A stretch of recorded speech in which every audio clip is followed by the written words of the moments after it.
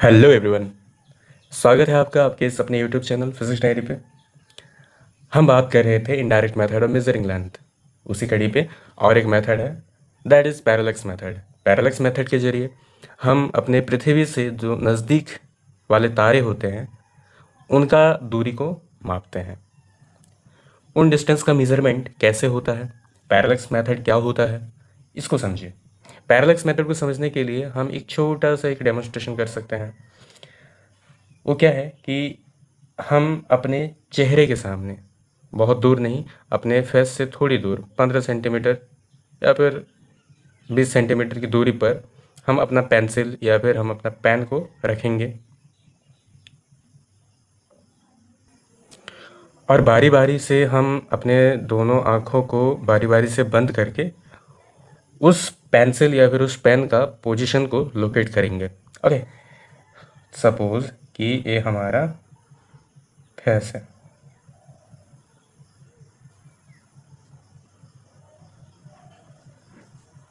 Okay, ये रहा pencil या फिर आपके हाथ में जो पेन है वो रहा। जब आप दोनों आँखों के सहारे एक साथ आप देख रहे हैं तो आप क्या देख पा रहे हैं कि पेन यहाँ है और राइट इस जगह पे है। ये मैं इसका साइड फेस बनाया, ये फ्रंट फेस बनाया। तो फ्रंट फेस से आप जब देखेंगे, मैं फ्रंट फेस का जो बात कर रहा हूँ उसमें आपको पेन का पोजीशन यहाँ लोकेट रहेगा। ओके, फिर आप अपने इस आँख को बंद किया। जब आप इस आँख के सहारे सिर्फ देखेंगे तो आपको यही पेन थोड़ा इधर शिफ्टेड नज़र आएगा, और जब इस आँख को बंद करके आप इस आँख से देखेंगे तो यही पेन आपको थोड़ा इधर शिफ्टेड नज़र आएगा। ऑलराइट, तो ये जो एपरेंट शिफ्ट है, ये जो शिफ्ट है विद रेस्पेक्ट टू बैकग्राउंड, इसी को हम लोग कहते हैं पैरेलक्स। तो पैरेलक्स होता है the relative shift in the position of object with respect to background is called the parallax. आपको ये शिफ्ट जो है पेन का, ये आपको बैकग्राउंड के रेस्पेक्ट पे ही नज़र आएगा कि जब इस आँख को बंद करिएगा तो यही पेन इधर शिफ्टेड नज़र आएगा, इस आँख को बंद करिएगा, इस आँख को बंद करिएगा तो ये पेन इधर शिफ्टेड नज़र आएगा। ओके, तो ये रहा आफ्टर द शिफ्टिंग, जो रिलेटिव शिफ्ट है वो कितना रहेगा, इतना रहेगा। इसी चीज़ को हम लोग बोलते हैं पैरेलक्स। ओके, अब बात है कि ये जो शिफ्ट है, ये शिफ्ट का डिस्टेंस कितना होगा, इन दोनों शिफ्ट के बीच का डिस्टेंस कितना होगा। इसका डिस्टेंस उतना ही होगा जितना आपके दोनों आँखों के बीच का दूरी है। ऑलराइट, अब जो हमें समझना है वो है कि हम यहाँ कौन से फार्मूला का इस्तेमाल करके हमारे आँख से इस पेन की दूरी को हम लोग निकाल सकते हैं। तो देखिए, चूँकि ये दूरी और ये दूरी बराबर है तो आप चाहे यहाँ बनने वाला एंगल को ले लीजिए या फिर यहाँ बनने वाला एंगल को ले लीजिए, बात तो बराबर है। तो मैं यहाँ जो फिगर बनाया हूँ वो कौन सा फिगर बनाया हूँ, ना मैंने ऑब्जेक्ट को यहाँ माना और हमारे दोनों आँखों के बीच का जो दूरी है उसी को मैंने माना रिलेटिव शिफ्ट इस पेन का। होता है ऐसे कि ये जो ऑब्जेक्ट है, जब हम इस आँख को खोल के देखेंगे, इसको बंद करेंगे, ए को बंद करेंगे, बी से हम देखेंगे तो ये पेन हमें यहाँ नज़र आता, और जब हम यहाँ नज़र आता, और जब हम ए से देखते बी को बंद करके तो हमें वही पेन यहाँ नज़र आता। यानी ये हो जाता हमारा रिलेटिव शिफ्ट ऑफ पेन। और हम एंगल कहाँ लेते, यहाँ से यहाँ लेते एंगल, यहाँ से यहाँ लेते एंगल, इस एंगल को लेते। अब बात है कि चाहे मैं ऐसा फिगर बनाऊँ चाहे ऐसा फिगर बनाऊँ, बात बराबर है। ठीक है, तो ये रहा थीटा एंगल। आपको समझ में आया, मैंने जो फिगर बनाया ये इसको उल्टा बनाया। ओके, और ये रहा थीटा एंगल, तो यही एंगल होता जो यहाँ पर है। हमें जिसको मेज़र करना था वो था हमारे आँखों से उस ऑब्जेक्ट का जो डिस्टेंस है। अब आप इस ऑब्जेक्ट को सोचिए कि ये स्टार है। तो अगर हमें स्टार दोनों आँखों से जो बनने वाला स्टार पे जो एंगल है, अगर हमें वो पता होगा और हमारे दोनों आँखों के बीच का दूरी पता होगा, दैट इज़ बी, तो हम आर को निकाल सकते हैं। किस फार्मूले का इस्तेमाल करते हैं, इस फार्मूले का इस्तेमाल करके theta equal to b by r, theta equal to arc by radius, that will be arc and that will be radius which is the distance of the star from our eye. Okay, theta equal to b upon r, then r equal to b upon theta, r equal to b upon theta. Theta is known as parallactic angle, angle subtended by the basis at the object. इस basis, इसको basis कहेंगे, इस basis के जरिए जो angle बनेगा object पे, that is known as parallactic angle. लेकिन ये इतना आसान नहीं रहा। इस एंगल को मेज़र करना, इस एंगल को मेज़र करना इतना आसान नहीं रहेगा, क्योंकि हमारे आँखों के बीच का जो दूरी है ये बहुत ही कम है एज़ कम्पेयर टू आर। तो इसीलिए इस एंगल को मेज़र करना इतना ईजी नहीं है। तो इसके लिए हम कुछ और भी तरीके अपनाएंगे। वो क्या है, इसको ध्यान से समझिए। वो ये तरीका है कि ये रहा पृथ्वी, और पृथ्वी से दूर किसी जगह पर एक है तारा, स्टार। ओके, तो हम जहाँ से देखेंगे वहाँ से तारा का दूरी बहुत ही ज़्यादा होगा। तो उस कंडीशन पे सपोज़ कि ये हमारा दो आँख है और ये तारा है, यहाँ हम देख रहे हैं, और चूँकि बेसिस बहुत ही कम है तो इसीलिए एंगल भी बहुत बहुत बहुत बहुत कम बनेगा, और इस एंगल को मेज़र कर पाना हमारे लिए बड़ी मुश्किल है। तो इसीलिए हम एक तरीका अपनाएंगे। हम क्या करेंगे, पृथ्वी के अलग अलग जगह से, पृथ्वी के अर्थ के दो अलग अलग पोजीशन से हम लोग इस स्टार को देखेंगे। ओके, अब और एक प्रॉब्लम आती है कि हम दोनों जगहों पर एक साथ तो हम नहीं रह सकते, यानी सैमुल्टेनियस मेजरमेंट नहीं हो सकता इसका, यानी सैमुल्टेनियसली हम नहीं देख सकते इस स्टार को दो अलग अलग जगह से। तो हम इस एंगल का मेजरमेंट कैसे करेंगे? जब हम सैमुल्टेनियस नहीं देखेंगे, एक साथ नहीं देखेंगे इस स्टार को दो अलग अलग जगह से, पृथ्वी का अलग अलग जगह से, तब हम इस एंगल का मेजरमेंट नहीं कर सकते। तो इसके लिए हम और एक स्टार को कंसिडर करेंगे। तो हम एक नियर बाय स्टार लिए, दैट इज ओडास। ओके, और हम इस ओडास को अपने से उस पोजीशन और उस डायरेक्शन पे रखेंगे कि E1 से देखेंगे तो हमें जिस पोजीशन और डायरेक्शन में दिखेगा, E2 से भी वही पोजीशन और वही डायरेक्शन में हमें दिखेगा वो तारा। तो इससे क्या होगा, इससे हमें θ1 एंगल और θ2 एंगल मिल जाएगा। ये θ1 और θ2 एंगल मिलने के बाद हम स्टार हमारे इन दो जगहों पे कितना एंगल बना रहा है, जिस तारा का दूरी को हम मापने जा रहे हैं, वो इन दो जगहों पर एक साथ देखने पर कितनी कितना एंगल बना रहा, वो हमें पता चल जाएगा। तो सपोज़ कि ये θ1 है, ये θ2 है। तो आप जानते हैं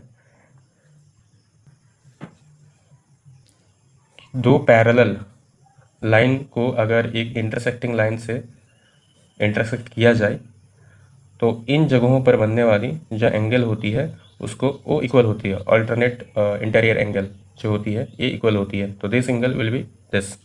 तो अगर मैं इस तरह से दो लाइन ड्रॉ कर दूँ, ये लाइन और ये लाइन, तो दो पैरेलल लाइन है और उस पर एक इंटरसेक्टिंग लाइन है, then this angle and this angle will be equal, alternate interior angle, that will be θ1, then this also will be θ1. If this will be θ2, then this also will be θ2. Okay, θ1 plus θ2 is equal to θ। चूँकि हमें θ1 और θ2 पता है तो हम θ equal to θ1 plus θ2 से θ angle को निकाल सकते हैं। अब θ एंगल हमें पता चल गया तो हम वही जो angle equal to arc by radius का फार्मूला इस्तेमाल करके, radius equal to arc by angle, radius means here the distance of the star from our eyes from the earth. Okay, which is the distance of the distant star। तो ये होता है parallax method. Okay, now here another indirect method of measuring length, that is reflection और echo method। इसका भी इस्तेमाल हम एक इनडायरेक्ट मेजरमेंट के लिए करते हैं और ये बड़ा इंटरेस्टिंग है। किस तरह से हम लोग इको, रिफ्लेक्शन, इसका इस्तेमाल करके हम डिस्टेंस को मेज़र कर सकते हैं। तो देखिए, हम यहाँ पर ये जो मैटर है, इस मैटर शीट का हम थिकनेस को पता करना चाहते हैं, यानी ये कितना थिकनेस का है। सपोज़ कि इसका थिकनेस D है, तो ये थिकनेस को हम पता करना चाह रहे हैं। तो कैसे पता करेंगे ना, हम इस पे एक इंसिडेंट सिग्नल को इंसिडेंट करवाएंगे, एक सिग्नल को इंसिडेंट करवाएंगे और सिग्नल इंसिडेंट के बाद रिफ्लेक्शन भी करेगा। ओके, तो यहाँ रहेगा हमारा एक सेंसर जो रिफ्लेक्टेड सिग्नल को सेंस करेगा। यहाँ हमारा एक सेंसर होगा, तो ये सेंसर का काम होगा इस रिफ्लेक्टेड सिग्नल को सेंस करना, डिटेक्ट करना। ओके, तो डिटेक्टर सेंसर आप बोल सकते हैं, तो डिटेक्टर ही बोलते हैं, तो यहाँ एक डिटेक्टर होगा जो रिफ्लेक्टेड सिग्नल को डिटेक्ट करेगा, ओके, पता लगाएगा आया है कि नहीं आया है। तो इंसिडेंट सिग्नल, इसका अपना एक वेलोसिटी होगा, इसका अपना एक स्पीड होगा, तो वो स्पीड को हम कंसिडर करते हैं v, और ये हमें पता है, दैट इज नोन, ओके।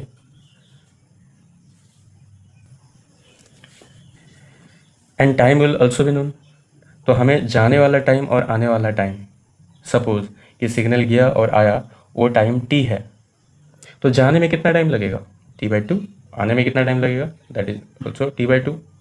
तो इस तरह से हमें समय भी पता है कि जाने में कितना समय लगा, वो है t/2, ओके। तो this is also known.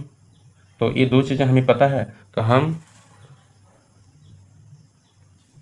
Velocity sorry speed का फॉर्मूला इस्तेमाल कर सकते हैं। Speed equal to distance by time, distance is D, time is t/2, then distance will be t/2 को आप इस साइड शिफ्ट करिए, तो v into t/2। Knowing speed and time we can calculate the thickness of the metal sheet, okay.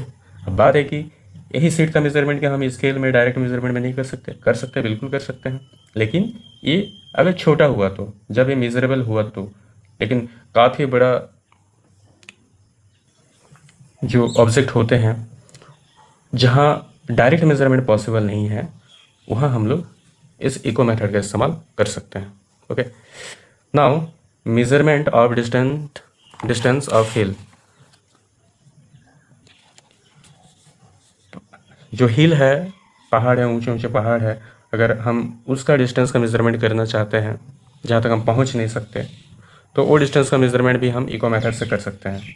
इसका भी procedure वही है कि एक जो साउंड होगा वो इंसिडेंट करेगा, जो ओरिजिनल साउंड जाएगा वो इंसिडेंट करेगा, और फिर एक साउंड रिफ्लेक्ट होकर हमारे तक पहुंचेगा, जिसको हम डिटेक्टर के जरिए डिटेक्ट करेंगे। तो वो एग्जैक्ट हमें समय बता देगा कि कितना समय बाद हमारे तक पहुंचा। तो जब हमें समय पता होगा तो हम सिर्फ जाने या फिर सिर्फ आने का समय लेंगे। अगर हम टी टाइम लेके चलेंगे तो फिर आने जाने दोनों का समय अगर मल्टीप्लाई करेंगे तो हमें जो डिस्टेंस मिलेगा वो जाने और आने का मिलेगा। तो अगर सिर्फ जाने या फिर आने का हम लोग टाइम को लेके चलेंगे तो फिर हमें एक्चुअल जो डिस्टेंस है हिल का वो हमें पता चलेगा, that will be d = v × t/2। Echo method का इस्तेमाल रडार पे भी किया जाता है। Radar is the abbreviation of radio detection and ranging.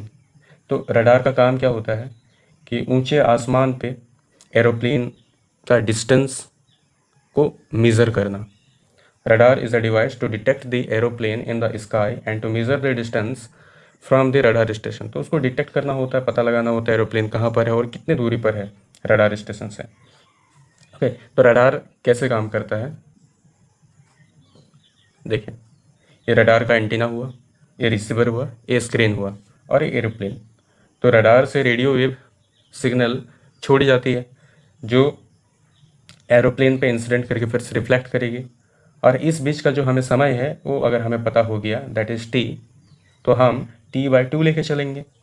और हम जानते हैं कि रेडियो वेव का जो स्पीड होता है वो होता है speed of light, because radio wave is the electromagnetic wave, okay. Electromagnetic wave का स्पीड c होता है, and c is equal to 10 × 10⁻8 metre per second, alright. Then speed into time is equal to distance. तो हमें इस तरह से distance पता हो जाएगा। यहाँ डिस्टेंस को मैंने s से दिखाया है, तो s equal to c × t/2, okay.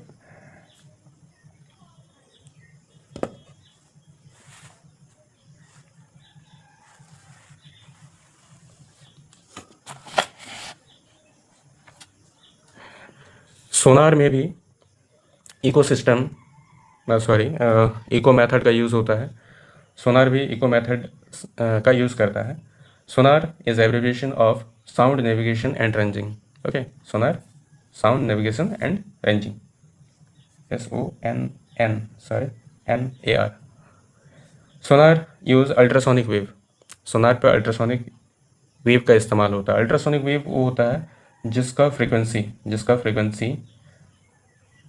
20 kilo hertz यानी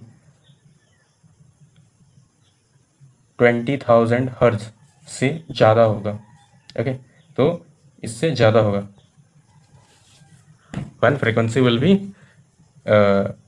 greater than 20k hertz, 20 kilohertz, that sound is known as ultrasonic sound, ultrasonic wave.